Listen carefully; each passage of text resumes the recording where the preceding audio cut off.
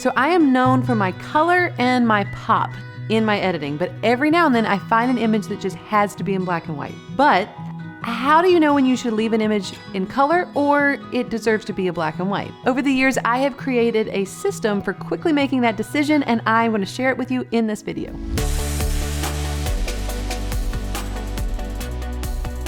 Hey there, I'm Katelyn. Welcome to my YouTube channel. This is a place where we like to empower photographers to build both profitable and purposeful businesses while also letting you in on the behind the scenes of our everyday life. Today we're talking about black and white images because I love black and white images. Also, I don't think they get talked about nearly enough. But also we are talking about this because I have a new product that we are releasing this week for Black Friday. As of today, we have released the black and white preset pack, which is a system within Lightroom similar to the KJ preset process that allows photographers to create their black and whites without getting them too heavy, without having them too flat, and that allows them to create the same look in their black and whites over and over and over again with freedom within their editing.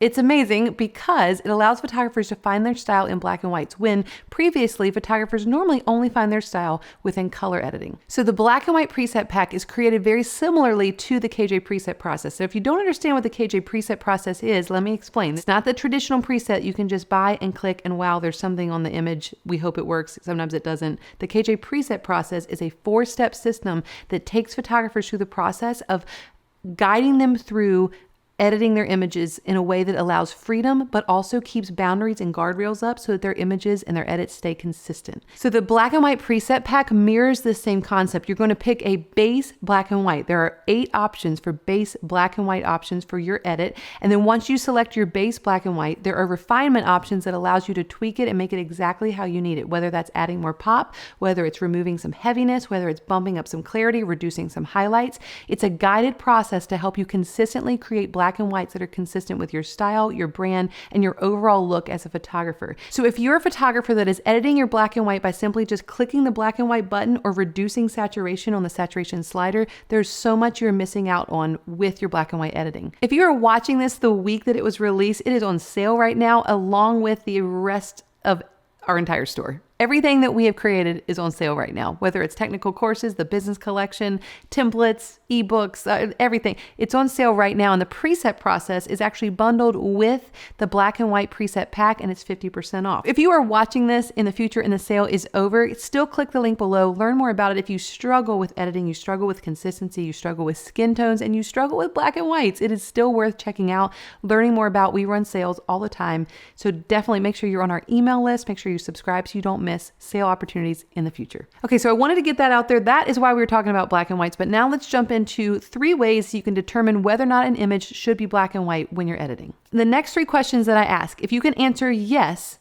to any of them, that's how you know that an image should be edited in black and white. Question number 1, would this image be more powerful emotionally if the color was stripped out of it? So what do I mean by that? So if the image is emotional in any way, shape, or form, and there's a lot of color going on, why would we not just strip out the color and allow the viewer to focus heavily on the emotion? Because that's what you want people to notice in the first place. If you're sharing an image of an emotional moment, let people focus in more heavily and more closely on the emotion by getting rid of distractions of color. So I find this to be true whenever people are interacting a lot of times with parents, grandparents, during dances. There's one specific image that I love of my grandparents who have both since passed away with my little sister when she got married.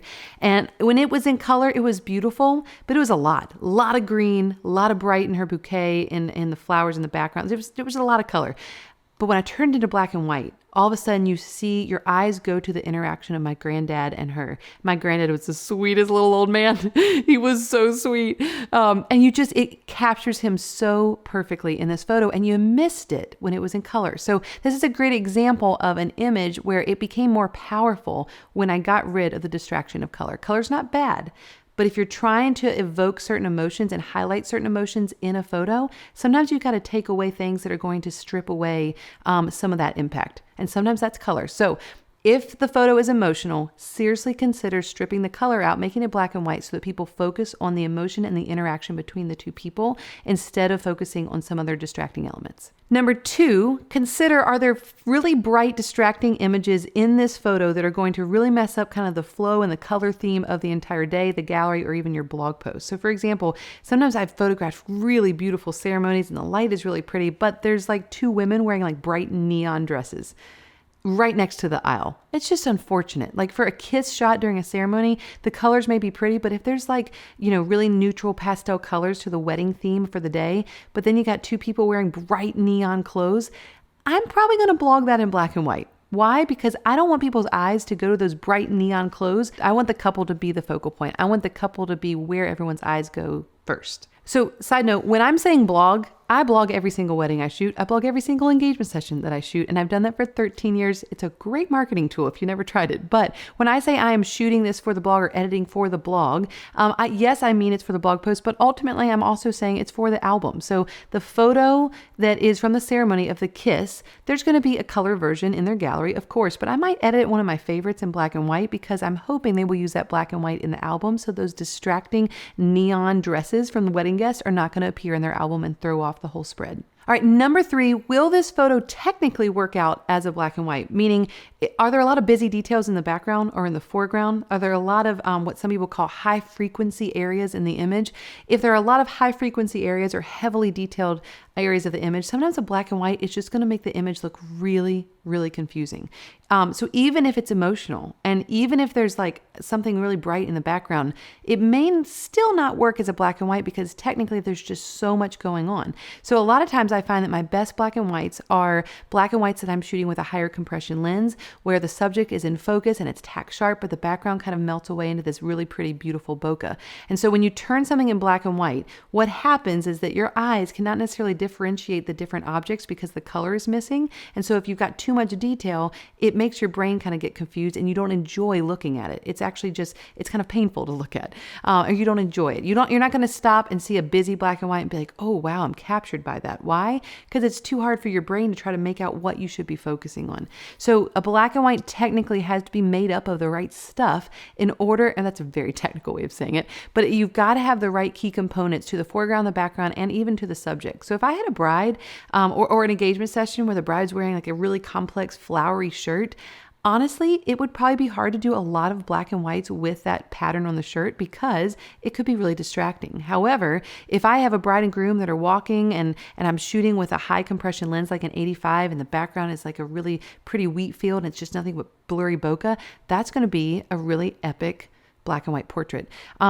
It's interesting because a lot of times black and whites that technically work, it's about how far the client is off of the background. So you can make an image more prone to being a great black and white by simply making different lens choices, distance choices, aperture choices. So just to recap really quick.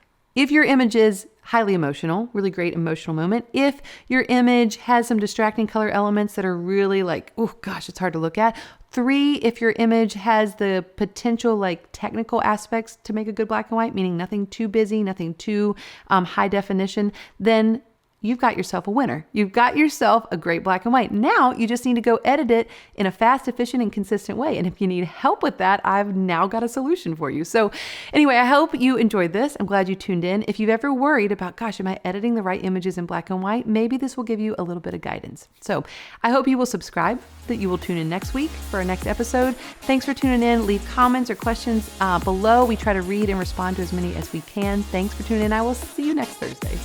Bye. Bye. God, that's loud and loud.